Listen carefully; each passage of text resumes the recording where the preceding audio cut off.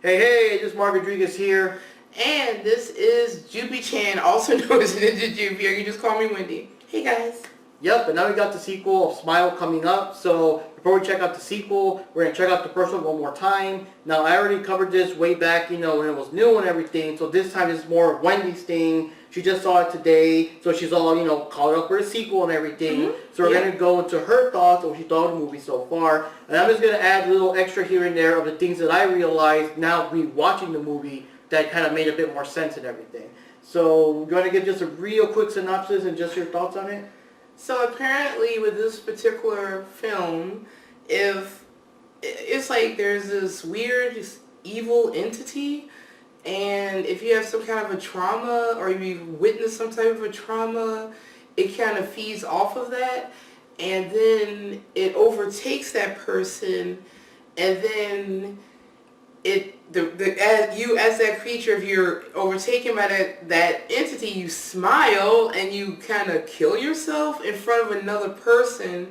And if that person sees the person that that actually does that act, they unalive themselves, then that person becomes the new victim. So you start to see things that aren't there. You're witnessing stuff. You get paranoid and all this other stuff because you're going to die or you're going to end up in the same way. You start doing stuff you don't realize that you were actually doing. And that's what happened to the main character in this film. She's a psychiatrist. So as a child, she saw her mother. Took a lot of pills, and she was 10 years old at the time, and she harbored guilt over that. And the thing is, a person came into her office or whatever that time, and she was saying the same thing. She said she saw her grandfather die. She said that she keeps seeing things that are there. It could be someone she knows, and it's sometimes, it's like, it's hard to discern between reality and the fake stuff. It's just, everything was just so blurred. And in the office, she was attacked, but no one else could see what was attacking her or trying to get to her. And then she just stopped. She's like, her consciousness was just gone. She was just standing there smiling, and the psychiatrist saw that, and she started experiencing what this girl was describing. You find out that there's a line of it. Prior to her coming in, she saw her college professor off himself in front of her, and before that, he saw someone do that to her, in front of him, and it just keeps going back, and there's just a pattern with it. The problem is, he had to figure out how to stop it. So, yeah, that's the thing. It's like, how do you fully stop it? Yeah. And what were your overall thoughts on the movie? I'm going to go into some things I noticed here and there. The movie was okay, but there are a couple of tropes in these type of movies that I legitimately hate. Okay, first of all, the woman was fine, right? She was, she's okay. I mean, she's a hard worker. She overworks a lot. What's this? She get like 80 hours a week? Yeah. I'm like, how? Jeez, when do you sleep? It's like a certain former promoter of a certain wrestling company. Oh, God. Yeah. But anyway, yeah, she works a lot. She cares about helping people with with their psychiatry and all that stuff because of what happened with her mother when she was a kid and all that other junk. But after that thing with the patient, that's when she started acting strangely. And the thing that annoys me about these situations is the fact that they act like this has always been the case, like this has always been the case with this character, and they're annoyed with her now. They don't want to help. I said, okay, time out. She went through something very traumatic. She saw a patient of hers kill themselves right in front of her. How else what do you expect? Instead of being all like, oh, I can't handle this. Why not try to show some empathy towards the situation? Because that is a traumatizing thing to see for anyone, I would think. Yeah. And that is the main thing that annoyed me about the film, with the way all the other characters were treated, with the exception of the ex-boyfriend. Yeah. And then the thing also, it kind of... Oh, and the actual doctor that worked with her, because, you know, he was, like, saying, like, you need to rest and all that other stuff. But even he understood there was a traumatic experience. It would be traumatic for anyone. You need to take a rest, take a week off, you know, all that stuff. Yeah, that was her boss. Yeah, her boss, but, yeah. Yeah, so the character's name is Rose, and another part that kind of along the lines of Wendy was saying, when she went to his apartment to try to get some help, because he's a cop, so he has access to, you know, police files and stuff, like, she wants to, like, investigate what happened to the guy, and the, you know, the previous victim that the current victim saw, that he killed himself, and apparently he saw someone else kill herself and whatever. And then prior to that... But, well, before it got like that far. But at first he was like, he didn't want to help, he was like, come on, really? It's annoying. It's like, dude, aren't you curious? Because I would at least been kind of curious. Yeah. Where she's going with this, you know? Like, Yeah. she has to keep begging them to check, and it's yeah, like... and that goes with what I said with that annoyance. I mean, the fact that this is something that the character would not normally do, why wouldn't you want to help to figure things out knowing what she witnessed? Yeah.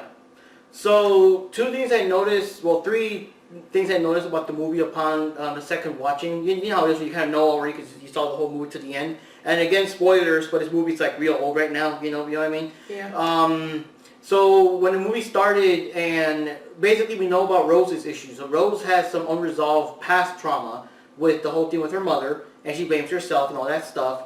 But I guess one of the things about that entity is that it also triggers people, like it goes after people that had some unresolved trauma. So one thing I didn't catch the first time around, because, you know, I just watched the movie for the first time, is that the first girl that died mentioned that sometimes the thing looks like her grandfather that died in front of her when she was a kid. So I'm like, oh, okay, so that's her personal unresolved trauma. Like, it didn't go into the other victims, but you could assume all of them had some kind of tragedy in their past or something. And then the other thing I didn't catch, because, again, first time watching, is that those moments when she was flipping out on the floor and stuff, she started making like weird, I guess, choking sounds and stuff. And gasping sounds. Yeah, and now it kind of made sense because if you remember, well, the way that the movie ended, I guess, I don't know, I guess Rose got so terrified she just, I don't know if she either died or just froze up in that moment, and the entity, like, I guess started crawling inside her mouth and stuff. And so I'm thinking now that, you know, and obviously it's like the whole only that person can see it. So when that girl was making the choking sounds, it's probably because the thing was already crawling inside her, but of course Rose couldn't see it. Yeah. So that's like, you know. And the thing is, they didn't show it either. They just showed Rose's reaction to it. Yeah. And then the other thing was the inmate, those thing where they find out that the only person that survived was because that person, he killed someone else and let someone else witness it, so he got to survive, and then the stuff started happening to the witness there, you know. Obviously, he got to go to jail instead of living his regular life, but he's alive, you know. So when he realized that it was, that the Rose now had the thing, he flipped out and he wanted her to get the fuck out of there because, you know. And the weird thing is, the cop was there with her, and he told the cop to go. And I'm thinking, dude, with the risk of that, like, he had the risk of her turning into, like, you know, smiling in front of him the moment those two were alone at any moment. I don't know why he did that. And for me, the only reason I could think that she didn't do that is because he's locked up in prison, and it would be hard for him to somehow kill himself with another person and everything. And the last thing I want to say is for the sequel, it seems to be following a new character. And even though this movie ended with the cop seeing Rose off herself, he does return somewhere in the movie. So it won't be about him, it'll be about someone else, but he's still somewhere in the movie. And I'm assuming that for the sake of, you know, backstory and not repeating the same movie a second time, she'll probably run into him and he'll explain the lowdown and the pattern and yeah, but here's the thing I'm wondering too, because, you know, Rose never told him what the inmate said. So he doesn't know how to break it. Oh, that's right. Yeah, because that's, you know, basically incriminating herself. He's basically telling him that I intend to kill someone later or something, so she couldn't really tell him. Yeah. Yeah. But at least he can explain, like, the pattern or something. Yeah. But, and here's something I know they probably won't do. I would love to know what her sister would think of this. yeah. You know, so, and if you know, the cop guy actually went and explained it to her and her fiance or something. Yeah. And the psychiatrist that Rose was seeing. Yeah. But the thing is, it's so crazy. I don't know how he would explain it to them in a way that doesn't make him also sound crazy, but like... Yeah. You say, yeah, I saw Rose die. She offed herself, you know? Yeah. But I would love to know how her sister would feel about it, just in a general sense. Yeah. And the other thing, too, there was a scene where we saw her buy a train at the toy store for her nephew's birthday, but somehow it was it wasn't the train that when he opened the present. Yeah. And that was traumatizing. Poor Ralphie. That poor boy. So he's probably going to be traumatized for life, and that's going to probably be an unresolved trauma for him. Not just that, the fact that you saw him looking at his aunt just losing it in the car. Yeah. Rose going like, you know, she's just so frustrated. And that's probably going to affect him in some way. Yeah. Following him, so that might be an unresolved trauma.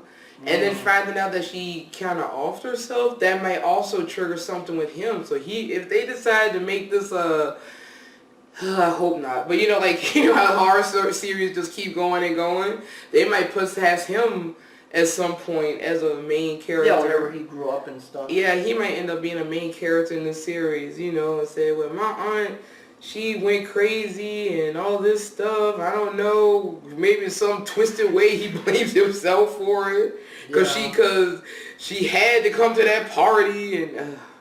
oh, God. Or even anybody else that was at the party that saw what happened. You know, maybe that's a trauma to him. Yeah. So... And then the other thing, the movie did a good job with all the creepy atmosphere, creepy background music, and just all the things and stuff. And no unnecessary jump scares. Yeah. And everything. Mm-hmm. And wow, I don't remember the ending song that plays during the credits. I guess it's like background ambiance or whatever. I don't remember like a bunch of like, you know, evil laughter and screaming and weird shit. I'm like, oh God, I don't want to hear that shit in the middle of the night. And the credits smiling. Yeah, the credits smiling and stuff like that. And yeah, that's the thing too. Like I know the movie ended kind of like that, and it could open us up to a sequel, but I didn't even hear anything like stuff like, you know, a sequel's in the works. Because like when Megan became a hit, they were talking about the possibility of a sequel. They're going to call it like Megan 2.0.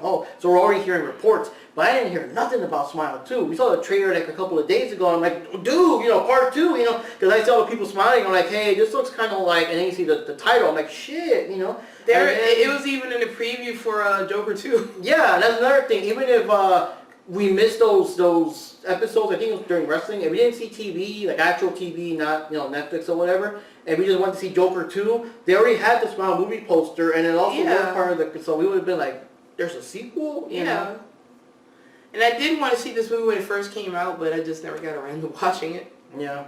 So now that we're all set for the sequel, any final thoughts before we jump into this new one next week or so? Okay, it's going to be following a new character. It's like, you know, like, where are they going to go? How are they going to do this? Is this a situation where they can finally end it?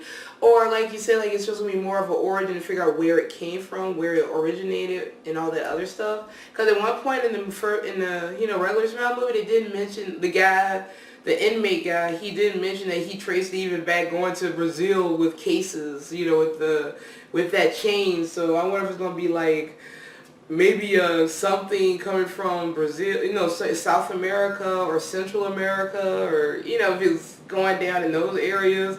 Maybe some weird chupacabra thing going on. I don't know. I don't know. I just would like, are they going to keep it shrouded in mystery and then let us, the audience, make the decision on what we think it is? Because I kind of prefer that, because I prefer the psychological thrillers to the slashers, as you know. You know, the things that make you think, question, all that other stuff. Not like, okay, here's another jump scare. Oh, he got killed. The end. Yeah. You know? And in a certain way, like, things are scarier where you don't know the full story and you don't know exactly why it's after you, what it wants, like what weird pleasure or whatever it gets from just tormenting these people until they break, you know what I mean? It's like, it's scarier. It's like they say, not knowing is scarier, you know what I mean? So... hopefully do it in a way that maybe we'll find out more about the entity, but don't go full on whatever. You know what I mean? Yeah, I don't want to have to go see this movie and be like, oh, popcorn was nice, freshmen were good. Mm-hmm. Soda was refreshing. All right. So anyways, guys, wraps up with this episode here. This is Mark Rodriguez here. And this is Wendy here, and we will see you guys later. And like I said, Smile was an interesting film. I would watch it. But we'll see what the sequel's like, and I hope it's enjoyable.